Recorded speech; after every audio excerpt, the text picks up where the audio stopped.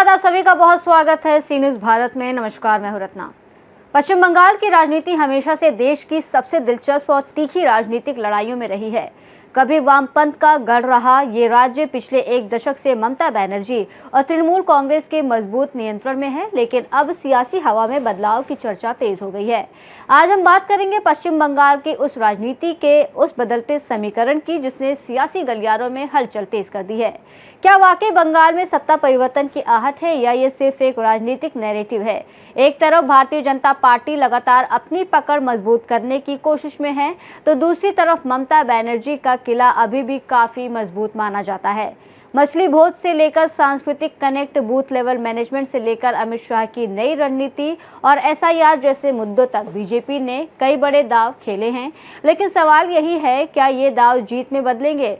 इसी विषय पर बात करने के लिए हमारे साथ जुड़ गए हैं हमारे संवाददाता बंगाल कुल्टी से अमित सिंह।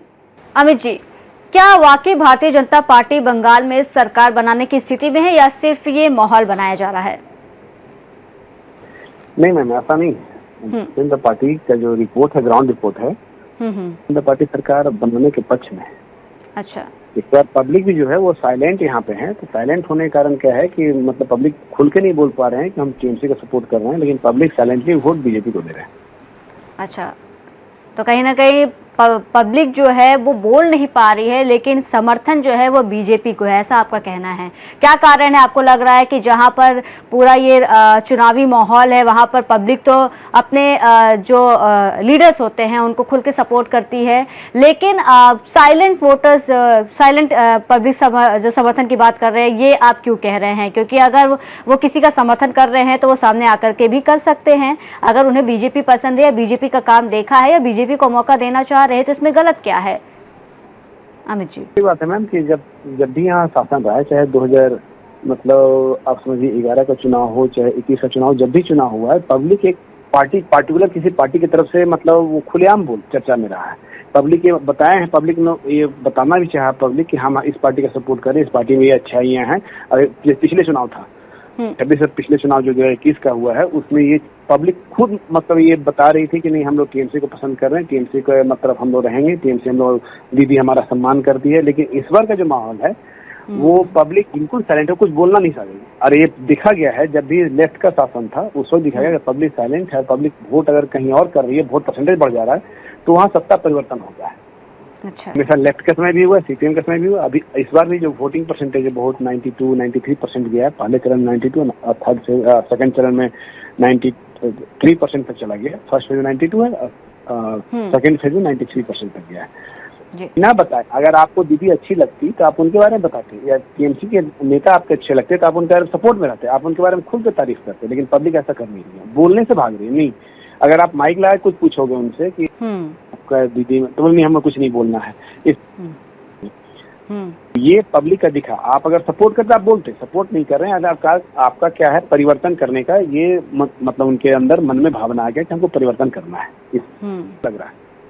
तो क्या लग रहा है कहीं ना कहीं जो दीदी हैं ममता बनर्जी, उनका जो किला है वो अब धीरे धीरे कमजोर पड़ रहा है या पूरी तरीके से कमजोर हो ही गया है? अमित जी, जी ये पूरी तरह से लग रहा है कि ममता बनर्जी अपना किला बनाई थी, उनका इस बार ध्वस्त होने वाला है। और मतलब यहाँ की जनता चल रही थी परिवर्तन की, बहुत दिनों से ये राज है। उनके मन में बहुत सारा सवाल भी उठा था जनता के मन में कि हमको बहुत सारी सुविधाएं नहीं मिल रही। इसे अभी उनका राजनीति था हिंदी भाषी या बांग्ला भाषी का बांटने का।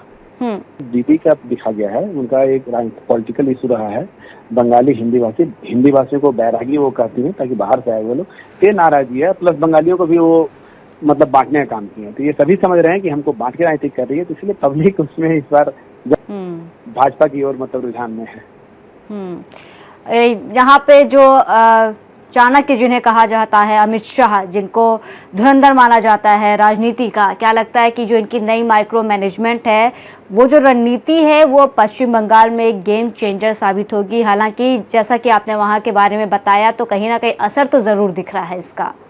अमित जी, इसका है क्योंकि अमित शाह पहली बार ऐसा देखा गया कि वो कंटिन्यू 15 से 20 दिन तक कंटिन्यू यहाँ बंगाल की धरती पर रहे हैं। मैन टू मैन मार्किंग कैसे किया जाता है, नो डाउट चाणक्य, और वो कहा जाता है किसी न किसी तरीके से चाणक्य हैं। और कैसे मैन टू मैन मार्किंग करना है, कैसे पब्लिक के बीच में जाना है, और क्या उनके जो मतलब उनके अंदर की बात है वो उनसे निकालना और उनको मंच पे रखना, ये उन्होंने बखूबी निभाया। और प्लस इस बार जो उन्होंने इलेक्शन का जो एजेंडा बनाया, तो आपका डिमांड है जो आप चाह रहे हैं, पब्लिक का जो चाहिए, वो बहुत सुंदर तरीके से उन्होंने काम किया और अपने नेताओं को बहुत अच्छी तरीके से सजाया उन्होंने। ये काम उनका बहुत अच्छा रहा जी। तो क्या लगता है कि जिस तरीके से अगर मतदाता सूची संशोधन की बात करें, एसआईआर की बात करें, जाहिर सी बात है वहाँ भी एसआईआर हुए, हालांकि ये बात भी सामने आई है कि कई लोगों के नाम जो है वो लिस्ट में आए ही नहीं है। इसको लेकर के क्या कुछ कहेंगे?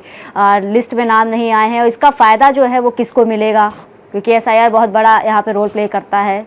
जी मैम, एसआईआर मतलब एसआईआर हटाने से क्या हुआ है ना कि एसआईआर के द्वारा 91 लाख लोगों का नाम कटा है यहाँ पे जी। 91 लाख लोगों में जैसे है कि सबसे पहले तो उसको चिन्हित किया गया था जिनके नाम में थोड़ा सा भी स्पेलिंग मिस्टेक हो या फिर जो डेथ कर गए हैं उसका हटाना, और प्लस जो बाहरी है जिनका मतलब पूरा लिस्ट नहीं मिल रहा है, डायरेक्ट नाम यहाँ चला आया है, वो 10-12 साल का उनका कोई रिकॉर्ड नहीं है, उनके पिता का नाम नहीं है, उनकी माता का नाम नहीं है, खाली उनका नाम है, तो ऐसे लोगों को चिन्हित किया गया है।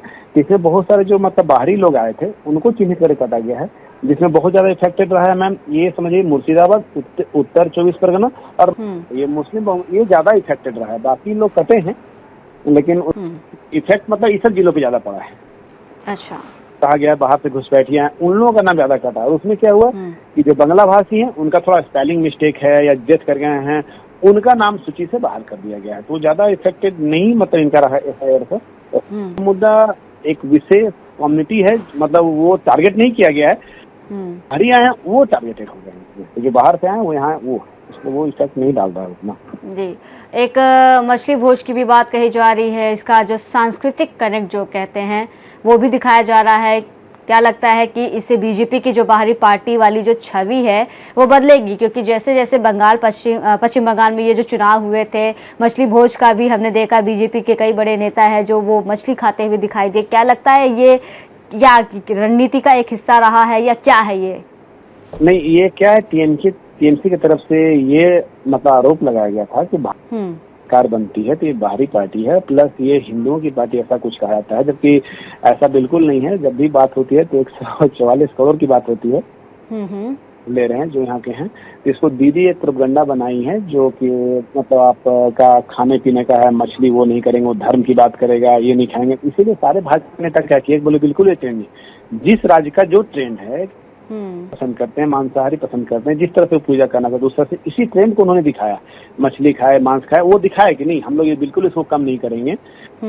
आसाम के मुख्यमंत्री पे इसमें केस भी एफआईआर दर्ज किया गया था, तो उसमें बोले कि मछली जितना आप खाते हैं दीदी उससे कई गुना ज्यादा आसाम के लोग खाते हैं, इसलिए हम लोग का ऐसा बैन बिल्कुल नहीं रहेगा और हम धर्म के आधार पर बिल्कुल ऐसा काम नहीं करें कि मछली मांस पे ऐसा बैन नहीं, ये उनका कहना है, लेकिन उसको ट्रेंड बनाया गया। जी, अगर हम यंगस्टर्स की बात करें, जो नए वोटर्स हैं जो पहली बार वोट कर डाल रहे हैं, क्या लगता है कि उनका रुझान किस तरफ है, किसको वो पसंद कर रहे हैं? जी, मैं भी बाइट लिया था, मैं खुद उस जगह पे ऑन स्पॉट था में, तो क्या है आसनसोल क्षेत्र में था जी, पहली बार जो वोट कर रहे थे बच्चे ना, वो बहुत ज्यादा उत्साह में थे, उनका ये लैंग्वेज था, मैंने वो चैनल पे चला है, उन लोगों ने कही ये बात की कि नहीं इस बार परिवर्तन होना चाहिए, और परिवर्तन में उनका भी एक विशेष मतलब रहा है कि हम लोग शिक्षा से भी ग्रसित रह रहे हैं, हम लोग को जॉब नहीं मिल पाता है, हम लोग कहीं बाहर जाते हैं तो प्रोटेक्शन नहीं मिल पाता है, कहीं कुछ होता है तो तुष्टिकरण की राजनीति हो जाती है, सब कुछ बिक जाता है। ये यंग लोगों का भी कहना है कि नहीं इस बार परिवर्तन होना चाहिए, मूड में जितने भी यंग जनरेशन के लोग हैं वो हैं।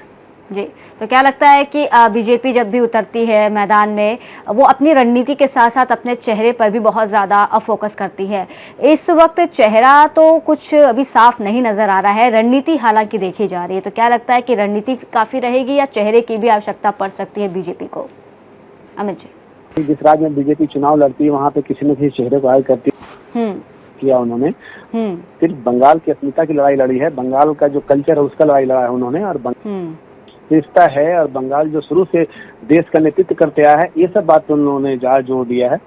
स्वामी जी का नाम उन्होंने लिया, गुरु रविन्द्रनाथ टैगोर का उन्होंने मतलब ये मतलब सारे धर्म के आधार पे और व्यक्ति के आधार पे कि बंगाल शुरू से देश का आइकॉन रहा है, बंगाल शुरू से देश को आगे बढ़ाने का काम किया, ये उनका मुद्दा रहा है और विशेष किसी चेहरे पे नहीं हो गए हैं।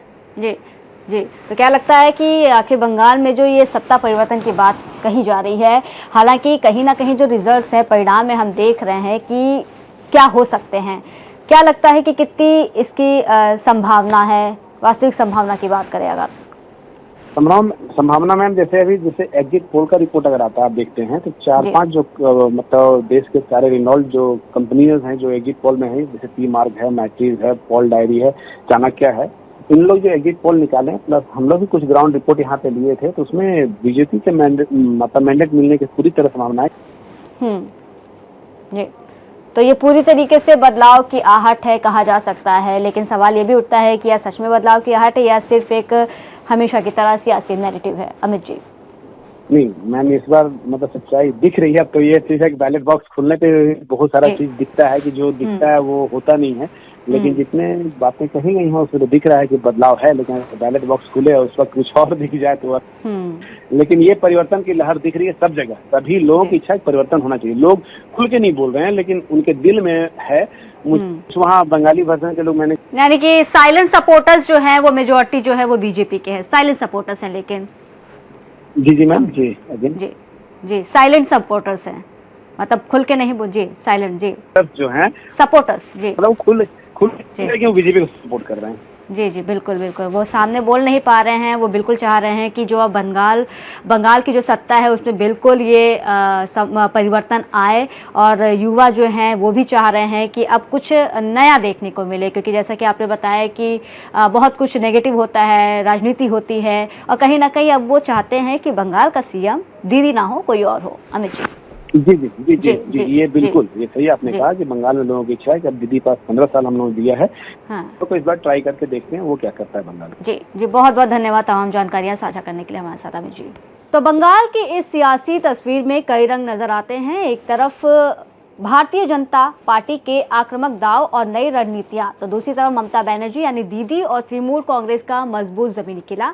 मछली से लेकर माइक्रो मैनेजमेंट तक और एसआईआर से लेकर संगठन विस्तार तक कई ऐसे फैक्टर्स हैं जो इस मुकाबले को दिलचस्प बना रहे हैं। लेकिन सवाल अब भी वही है कि क्या ये बदलाव की असली आहट है या सिर्फ सियासी रणनीति का हिस्सा?